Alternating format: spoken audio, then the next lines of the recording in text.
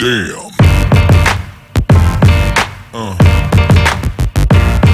Yeah. Yeah. Yeah.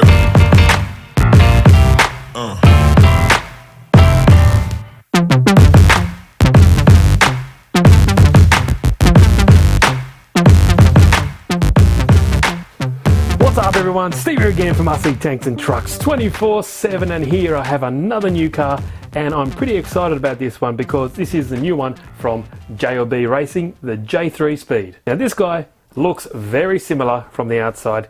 The body is the same, just a different colour, similar rear wing, but you notice here that the tyres are different. They don't look as off-road as the other ones. They do look more like a semi-on-road tyre. Also does come with a different transmitter, and the good thing about it, it also does have a 21 kilo steering servo, and I think it also does have a different KV motor. So let's just have a quick look around the box. Now it also does say it's waterproof, ready to run of course, which is always good. The JLB have always been one of my favourite, I guess, bang for buck bashing RC cars. This and the DHK Hobby have always been my ones that I recommend. Now let's have a quick look around the box here.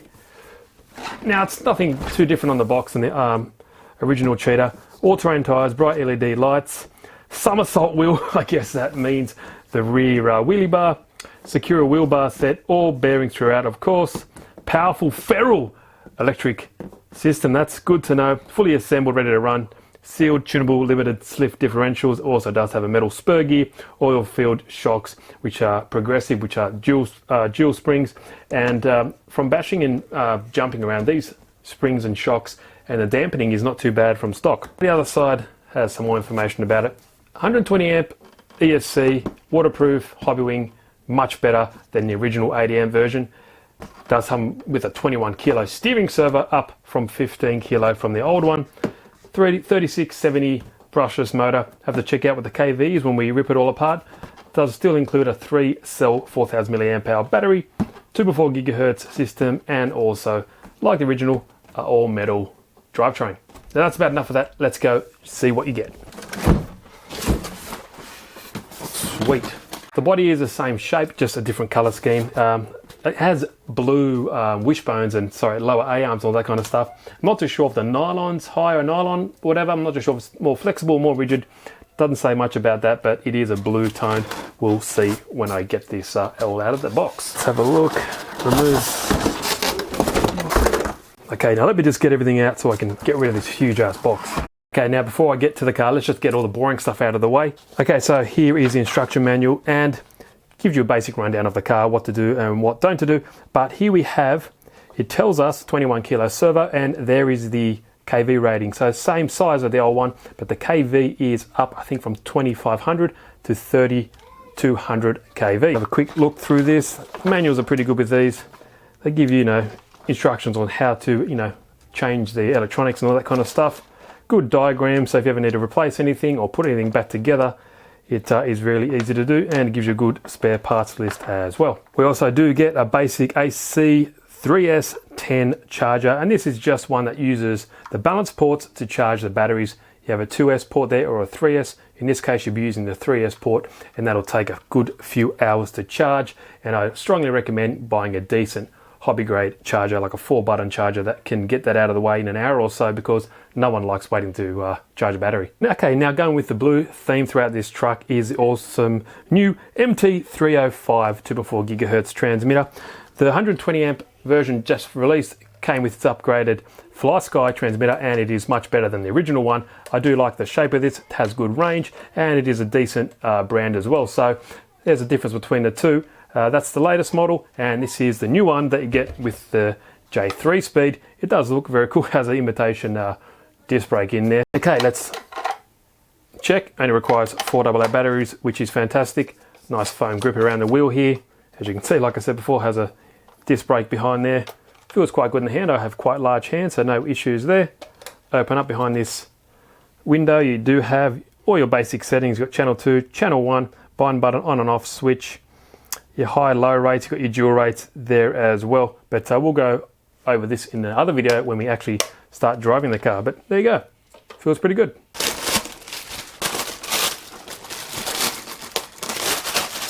Alrighty guys, there we go.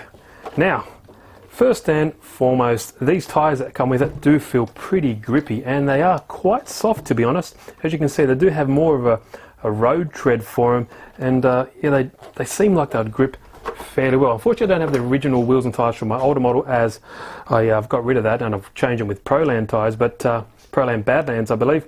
But as you can see, it's got this different gold colour, and obviously the tyre, they are foam inserted, but we'll definitely see how they hold up, especially with the speed runs. Hopefully these don't pizza cut like crazy like the other ones do, but we'll find out in the next couple of videos when we give it a good old speed test. Now don't worry, later on in the video I will do a comparison between the latest 120 amp version and just go through the similarities between it, so keep look out for that later on in the video. So let's have a look under the body.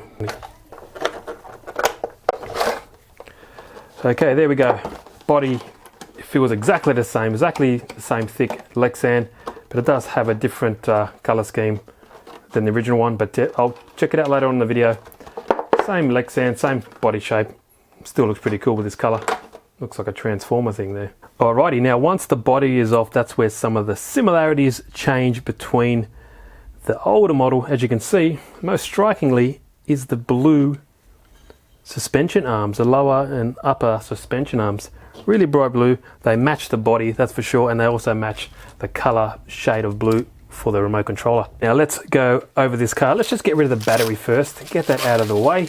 Now with all JLB cars, they do include pretty decent batteries from the get-go, and as you can see, it is hard case, which I like. It is 3-cell 11.1 volt, does have a decent 30C rating there, and it is 4,000 milliamp hours. So you should get about 15 to 20 minutes with this, and in my opinion these seem to run alright. I haven't had any issues with the current ones I have, so good to see that in a ready to run car. Now apparently with this guy, what it says on the website is 100 plus kilometers an hour. I've got 105 on my 120 amp original version, so it might be the case.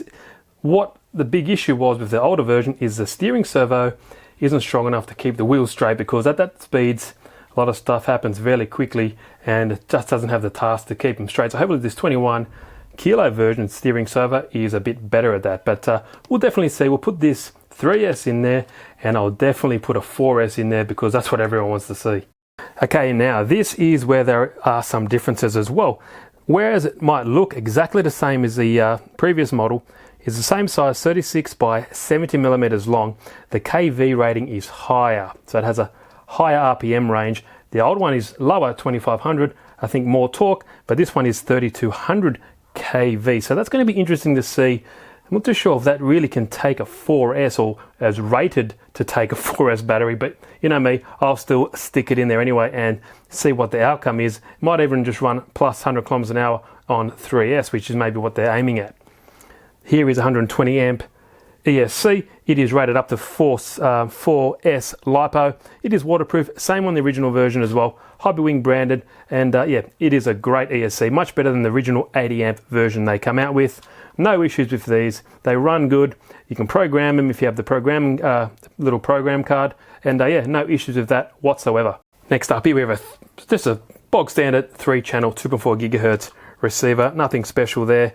It's just a different brand considering the old one was a FlySky. Now also here is the 21 kilo steering servo, so that should hopefully be a little bit better with the overall performance of the truck. Not too sure, it doesn't say it's waterproof on this particular servo, but on the box it does say waterproof electronics, so we'll definitely see about that when we test it out on the trails and general bashing videos. It does also have your standard Servo Saver all in there, so it'll protect the metal gears. If you ever hit something too hard, at least that can take a lot of the impact for you. Now as you can see, some difference here on the front as well. It's like a gold plated plastic bumper. The other one was completely just basic black, so there's a difference where there matches the wheels as well. Suspension and everything is exactly the same from what I can see. CVDs, drive shafts, the same thickness and everything there, so yeah, just the color and the color of these upper and lower A-arms and the gold plated plastic is different. And it does have the same front and rear differentials with all steel running gear. It also does have a metal spur gear under that plastic cover there, so everything is like the original 120 amp version. So like I said, there's not much else to see there. There is the back of the car, nice looking wing, obviously does have a different sticker there, but all the stuff at the back here is the same. The rear light bar is like the original, black as well, and it also has exactly the same wheelie bar, which I'm sure as hell that I'll probably snap off anyway. Here you get a good look at the blue lower A-arms, and they're pretty striking, kind of weird against the gold lower chassis plate there. It's exactly the same as the original. Everything is nicely countersunk, and good thing about this car, it has a really beefy chassis. I've never ever bent my original one, and I've put it through some hell, and it's always, you know, came back straight. So no issues there. Nice design, and that's what kind of makes this car pretty good, because it is quite heavy because of the thickness of this guy. That's all that there is different with this guy. There's not much else to look at. You would have just seen a lot of the other unboxings. If you haven't, go check out some of my other videos where I can go through more details if you haven't seen that. But what I'll do, I'll get the 120 amp model that was released previous to this, and we can just have a look at the differences. Okay, so I took the camera off the mount so I can get a little bit closer. And as we can see, first up at the front here, you can see the bumper like I was mentioning before, pure black, and this one's got like this plastic gold dipping going on. At the front here, everything looks identical with the dual suspension here, and like I mentioned before, these shocks are pretty decent, and from probably one of the best ones I find for a bang to buck car. They do also come with a nice sleeve covering the actual shaft there, so you know, limits of scratching and stuff like that going on. But a bit of a closer look. As you can see, CVDs and everything at the front are exactly the same, and also there at the rear of the car. Bear in mind I got Proline Badlands on here, so these don't come stock with the kit. And then we go back to the new J3 Speed. You can have a see, it's exactly the same. And I was thinking maybe they had some different designs or something in the actual suspension arms, but just from looking at them, they look identical, just a different color. Here we see the motors. So this 120 amp version, JLB 3670 2500 kV. Where we go to here, JLB 3670, so same dimensions, but 3200 kV. So there we go. Same SC8 RTR ESC 120 amp version. As you can see, exactly the same.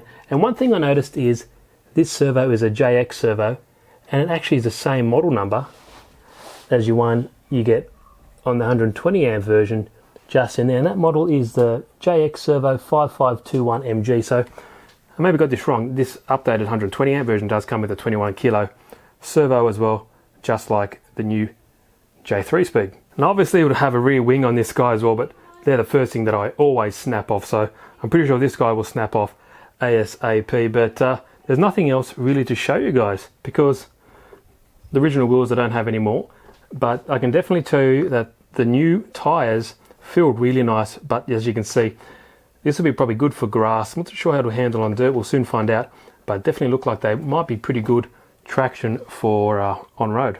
Here are the two bodies as well, 120 amp version and the new J3 version. As you can see, they are identical. Matter of fact, holes line up. There's the new one, and I can put the old one on the older one as well, just like that. So no difference there. I'm not too sure if it's a worthy upgrade to this guy, just for the different motor and the blue, you know, suspension components and all that kind of stuff. Not too sure, but I think the higher kV rating should give it a higher top speed because it has a higher RPM, and if the gearing is all the same, then, you know, technically it should. And couldn't find any information about that gearing, so don't worry guys, I will definitely put it to the test like I did with this one on 3S and 4S. This guy went up to 105 kilometers an hour, and you haven't seen that video, check it out on 4S. So I'll definitely do that on 3S and 4S if I can manage to keep this guy straight.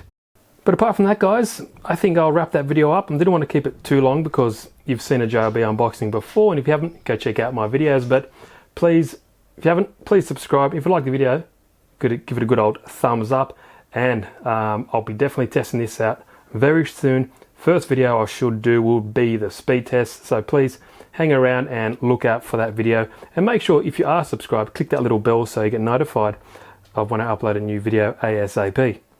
But guys, please, any questions, leave them down below. Steve here again from RC Tanks and Trucks 24/7. Thanks for watching, and I'll see you in the next video. Cheers, guys.